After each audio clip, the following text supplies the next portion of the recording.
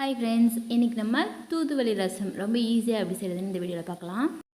First ஒரு mixie ஜாரில் 1.5 teaspoon ஜீரகம், 1 டீஸ்பூன் மிளகு சேர்த்துட்டு இது போல் குறப்பாக அரைச்சிட்டு இது வேறு ஒரு பாத்திரத்தில் மாற்றிக்கோங்க. இதில் நான் தூதுவளை முசுக்கு ரெண்டுமே சம அளவு ஒரு கைப்பிடி அளவு எடுத்து வச்சுருக்கேன். இதை அதே மிக்ஸி ஜாரில் சேர்த்துட்டு கொஞ்சமாக தண்ணி சேர்த்து அரைச்சிக்கலாம். நம்ம அரைச்சி வச்சுருக்க முசுக்கு தூதுவளை சாறை நம்ம ஏற்கனவே மிளகு சீரகம் எடுத்து வச்சுருக்கோம்ல, அதில் நம்ம வடிகட்டிக்கலாம். இது கூடவே நம்ம நல்ல பழுத்த 2 தக்காளி சேர்த்துட்டு நெல்லிக்காய் சைஸ் புளி நான் ஊற வச்சுருக்கேன், அதோட தண்ணியும் நம்ம இதில் சேர்த்துக்கலாம். இப்போது இந்த தக்காளியை நல்லா கையாலேயே கரைச்சி விட்டுறலாம்.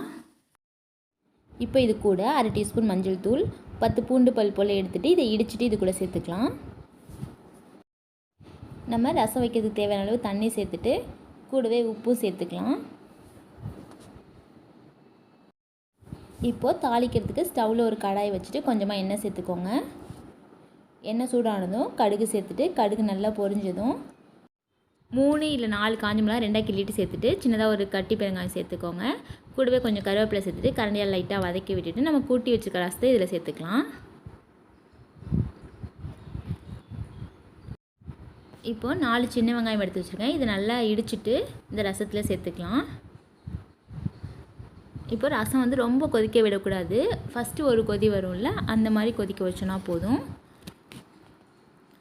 இது போல் ஒரு கொதி வந்துட்டோம் நம்ம ஸ்டவ்வை ஆஃப் பண்ணிடலாம்.